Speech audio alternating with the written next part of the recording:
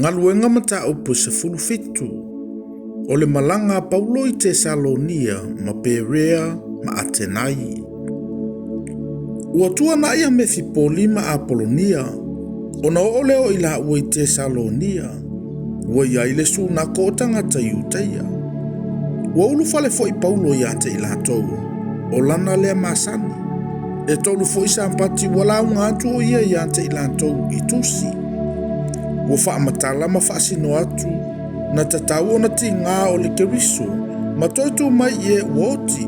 Ma ua faa pe antu. O Yesu le nei o te folafola atu ai ia te outou. O le keriso ia. Ua talitonu mai fo I nisi o ilantou. Ma ua faa popo ina ilantou ia Paulo masila. O ele ni fo I o e matatau ilantua e toa tele lava. Ma sao tamaitai e toa telefoi. Au Iutaia ele whaalongo ua matataua ilantou. Ua whaatasi mai ante ilantou nisi tangata leanga o e tawhawhau vale. Ona whanunu lea e ilantou. Ma whaapisa o ile ai. Ona whewsofi lea ile whale o Iasona. Ua sa ili ante ila ua ia taita ina I whafo ile nuu. Ele I maua ila ua. Ona fetoso mai le ilantou ia Iasona. Manisi o le auso o le au faipule o le nuu. O loo ala langatu. O tangata nei oe ua whaatupule fau vale I le lalolangi uma. Ua lantou ua mai foi nei. Ua talia I lantou e Iasona. Ua whaatu I ese foi I lantou nei umalava I polo inga Kaisara. Ua fai mai. O Yesu o le tasi le tupu. Ua lantou whaatupu ele antu atu vale le moto tangata antu amale au faipule o le nuu. O e ua whaalongo I nei mea. Ua tuto tongi I lantou ia Iasona manisi. Ona tu atu le iante I lantou weo. Ona momoli atu lole le auso ia Paulo masila I le po I Berea. Ua o iai I la ua. Ona laulu falele I le sunako tangata Iutaia. Ua silio na amio le leio I lantou nei tangata Tesalonia. Awawa lantou talia le upu ma le fia tele. Ua sa ili tusi le aso ma le aso. Pe moni ia mea. O le mea lea ua talitonu ai I lantou e toa tele lava. Ma sa o tamaitai e leni. A toa matane e toa tele. Awa iloa e tangata Iutaia o I Tesalonia. Ua folofola ina le afionga le atua e Paulo I Berea. Ona o atua I leo I lantou. Ma whaoso I le moto o tangata I le mea. Ona awa tuloa lea ele auso ia Paulo. Alato o I foitai. Awa nonofo I peo sila ma Timoteo. O e na momoli fo ia Paulo o lato o maia I Atenai. Ua polo ai mai fo I ate I lato e whaiatu ia sila ma Timoteo. Ia vave mai lava I la ua I ate ia. Ona lato fo I lea. Ua whaatali antu Paulo I ate I la ua I Atenai. Ua tinga tele I folo na loto. O matamata o ia I le ai. Ua tumu I tupua. Ua ia la unga fo I le sunako ia Iutaia mai o matatau I le atua. Ua tautala fo I mai na whailoa I mai I le malai ia so whaiso. Ona fina mai le o isi o le au fia popoto o le tu a ingo e pikuro. Ma le tu a ingo se toiko. Ua whai mai fo I nisi. Pe ala I se a le whai mai o le nei tangata sii I le lau. A ua whai mai isi. A ise folofola mai I atua ese. A wawa na folofola atu I ante I lantou le tala lele I a Yesu. Ma le toi tu mai.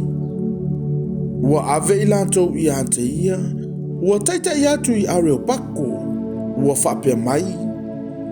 Se mātou I loa pe se ale nei mata upu fou e tautalai. A wawa e molia mai nisi me ese o mātou nei talinga. O lea, ua mātou fia I loa ai pe se ale wingo nei mea. A wawa le aise isi mea ua whai e tangata Atenai uma a toa ma tangata ese e au mawai. Na ona tala atu ma whaalongo maisi na tala whato a iloa. Ona tu ai le o Paulo I Areopako. Ua whape atu o ia. O outou Atenai e. Ua owi loi mea umalava ua silila au tau tapua i atua. Awana owi yane, ma o mata ia au tau mea paia, ona owi loa atu lea o le fata ua tusi iai, mo le atua e leiloa. O le nei, o ia ua au tau tapua iai ma le leiloa, o te whailoa atu ai ia te o tau. O le atua na whaia le lalolangi ma mea umalava o iai. Ona o le ali o ia o le langi ma le lalolangi. E lea fio o ia i malu e whaia e lima. E lea o lima o tangata e au au nai i ante ia. Peisea i ua mativa o ia i se mea e tasi. O loo foa i mai e ia le ola. Ma le manava. Ma mea umalava i le vao mea atoa. Ua whaia fo e ia nu uma o tangata i le toto e tasi.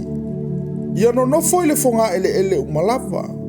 Wana tu fo i tausanga na tofia na mua. Matua oi o mea lantou te no nofo ai.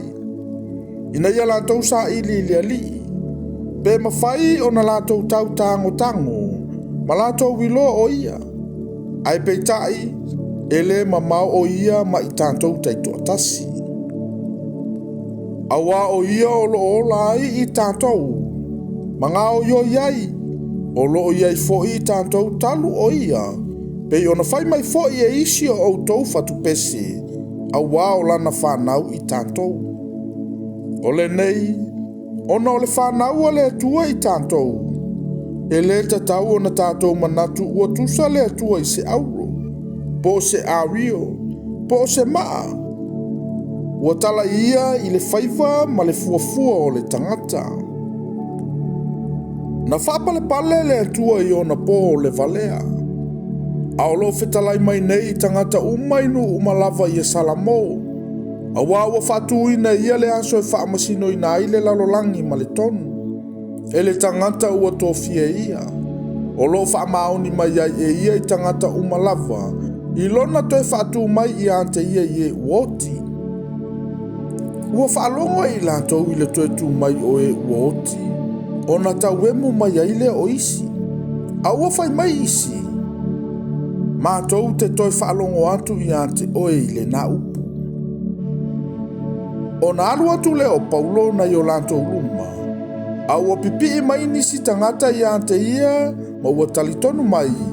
E iai tai o nusio le aurepako. Ma le fafine ua ingoa i a tamari. O isi fo i whaatasi ma i la ua.